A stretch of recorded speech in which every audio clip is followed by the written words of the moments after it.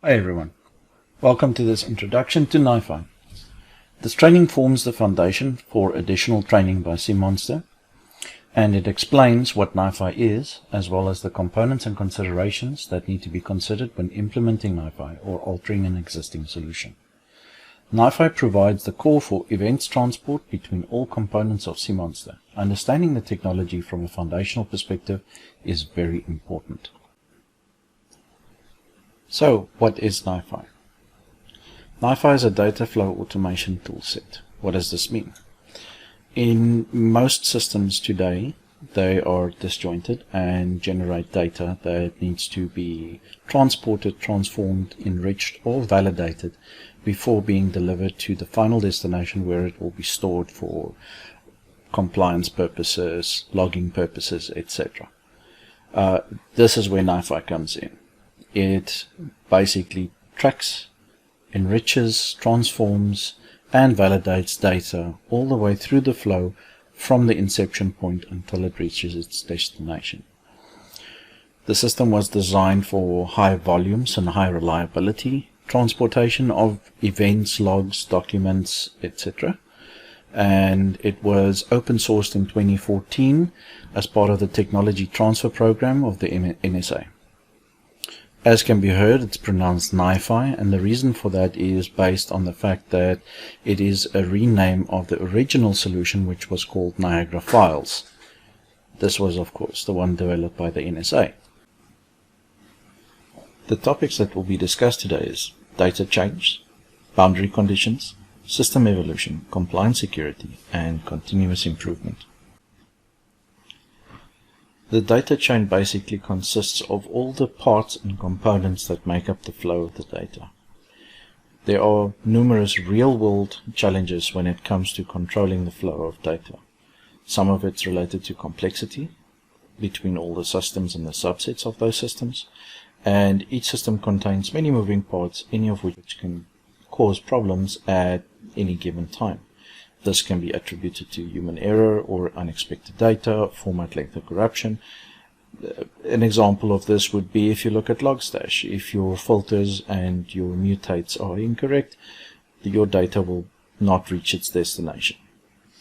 The strength of the chain is determined by the weakest link. If you have subcomponents that form part of the link or chain that is prone to falling over due to limited hardware on the source of the data, or just in general bad code maybe that was inherited from a very old system, this could contribute to the weakness of a link in the data chain that you're trying to utilize.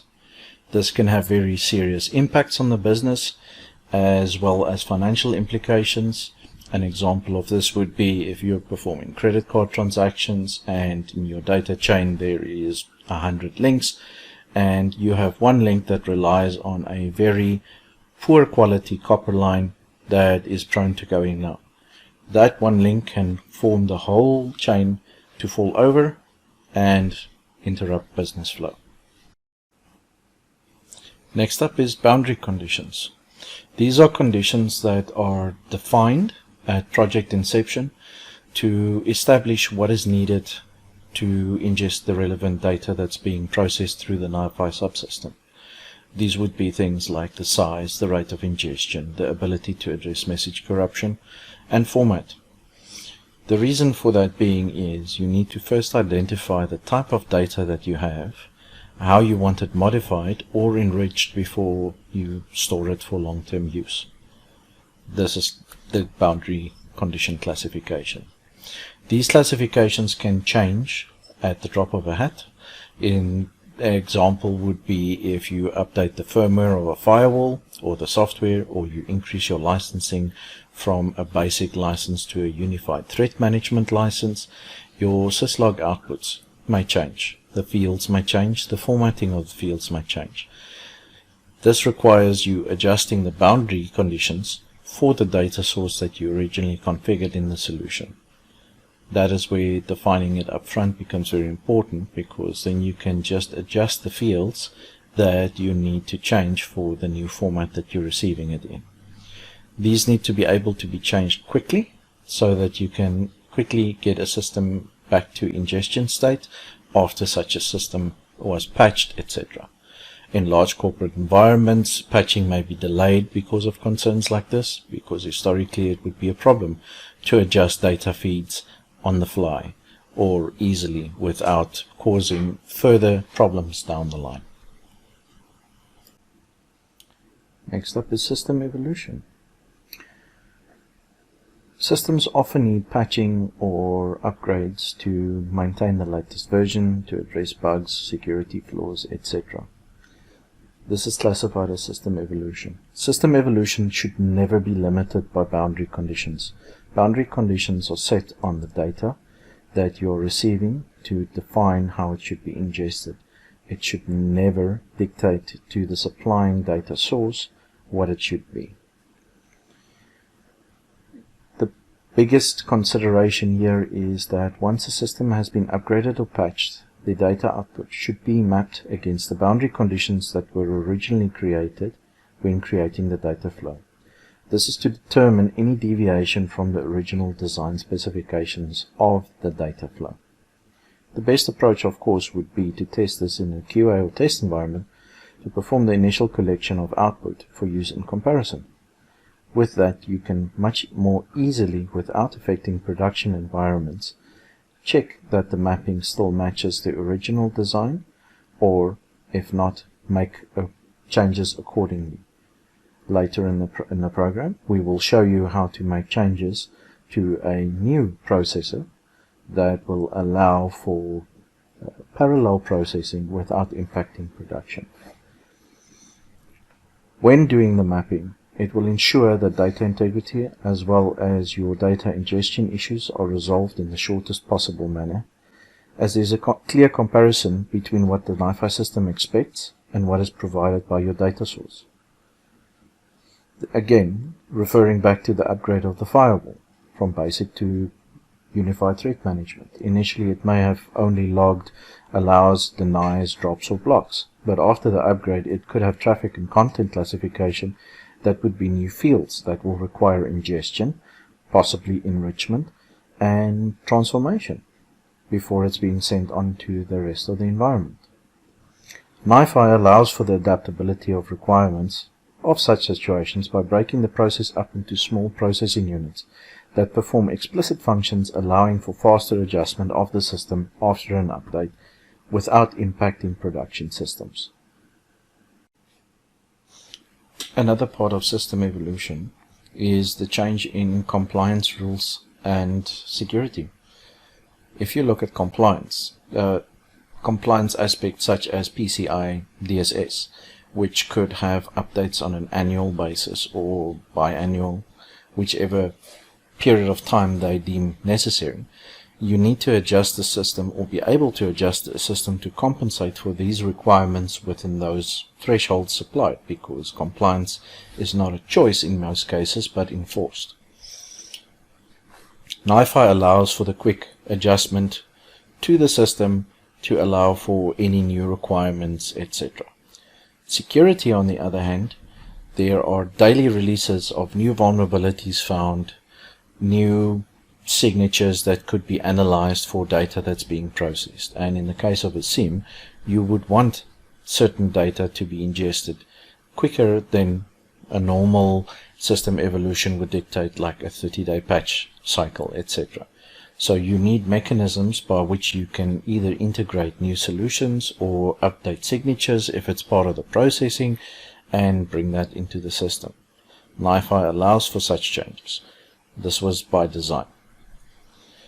In many cases, immediate implementation could be required if it's a 0-day that was released without patches in the foreseeable future, where you may want to send this to, if it matches a specific type of criteria, you can send this to your incident response platform so that you can action appropriate actions against the system that have shown 0-day similar functionality that's being used.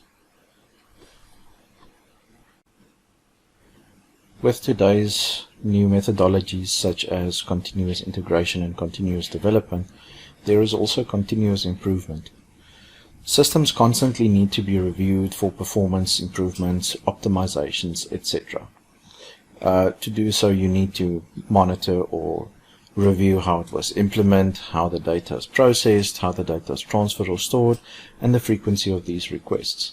NiFi allows for this by visually presenting the whole data flow, as well as giving you back-end access to adding additional nodes to the cluster for vertical and horizontal scaling in cases of data flows that need to be increased or the pace of a data flow that needs to be increased. This allows for a completely flexible solution when it comes to processing large volumes of data in a reliable fashion over very short periods of time. The next slide is NiFi terms. These terms were taken directly from the NiFi website, and the URL has been provided at the end of the slideshow. This provides basic comparisons between the flow-based programming terminology versus the NiFi terminology. So the first one is a flow file for NiFi, and in flow-based programming it is called an information packet. All data is split into small files that is stored in queues on the NiFi backend system, which is then used for processing. These files are passed between all the processors before being stored for whatever period of time it has been defined to be stored as at the last processing unit. Flow file processors are the black boxes of flow-based programming. They basically perform all the work. They've performed the enrichment, they perform the transforms, etc., so that your data gets to the destination where you want to store it in the format, fully enriched and ready to be utilized. The connection is a bounded buffer in flow-based programming, and it is basically the indicator that shows you what the connection is between all the different flow file processors. The flow file controller basically maintains the knowledge of how all the processes are connected. It manages all the resource allocations, the threads, etc. And the process group is just a grouping of all the steps that was taken from ingestion point to output point, and you can group this together as one, which makes it much easier to maintain each individual data chain that you're processing. The following are some of the benefits for using NiFi. First off is there's a visual web interface that doesn't require you to edit massively long, sometimes hundreds or thousands of lines of configs in text files from the command line, where there's a potential to make a mistake on syntax or delimiters, etc. It is asynchronous, which allows for natural buffering as flow rates go up and down, so that if a syslog provider, for example, generates in excess of a few million events in a very short period of time, and the system was designed to on average flow 1,000 events per second, it will buffer the excess and it will slowly process them as resources becomes available. Different components can be utilized to join into the data chain based on your needs. So there are a number of items that are available from the processor group that you can add. Some of these examples is output to Elasticsearch, their grok extraction patterns, or the grok extraction processor. You can transform data between types. For example, you can take plain text over to JSON, which makes it ready for ingestion into Elasticsearch and further searching. The error handling is greatly simplified with some of the other options for large volumes of data flow. If there is a problem in the system, you would sometimes have to go through thousands and sometimes even hundreds of thousands of lines of code or error handling in a log file to find the actual error. With NiFi's web interface, it provides you with a visible error indicator that you can hover over, and it will show you what the error is that it's experiencing. If you go into a processing group, it will actually show you on which component of the process in the data chain it's having the problem, which allows for direct troubleshooting and allows for much faster resolution of issues. The graphical representation of the entire data flow or data chain makes it much simpler to figure out what the next step is in the process should a flow break. So if you have a syslog listener and you have a grok extraction pattern, and after that it changes file attribute names, and you get to the Elasticsearch storing side and it says that there's an error because not all the attributes are present, you can step through each step in the process and check and validate that they are performing their function, which allows again for much simpler error handling and resolution. The following is a brief overview of the architecture of the NiFi platform. It consists of a web server, a flow controller, a large pool of extensions that can be utilized, and a flow file repository or more than one flow file repository. These components bound together provides the NiFi services. The web server creates the interface that you can use, as well as access to the API. The flow controller, as its name states, controls the flow of data between all the modules, processors, and components. And the extensions are there to manipulate data, to enrich data, to store data, to transform data, etc. And the flow file is a queue essentially that is there to store the data until it's ready for the next step in its process, or to keep it as historical data that you can use for data provenance verification. So if you go into data provenance, you can see the flow files sitting there and you can open them, you can see the attributes, and you can see what the before and after effect is of each process that you were using on those files.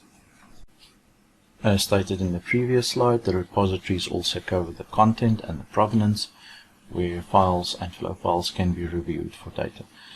The solution also supports full clustering, which allows it to be expanded, as stated earlier in this video, that it can be done vertically or horizontally. You can either add more nodes or more resources for whatever needs you have. This concludes the very basic introduction to NiFi and its core concepts. Further details will be provided in subsequent videos that will take you through the interface, show you all the variable components, as well as show you example data flows and how to manipulate them.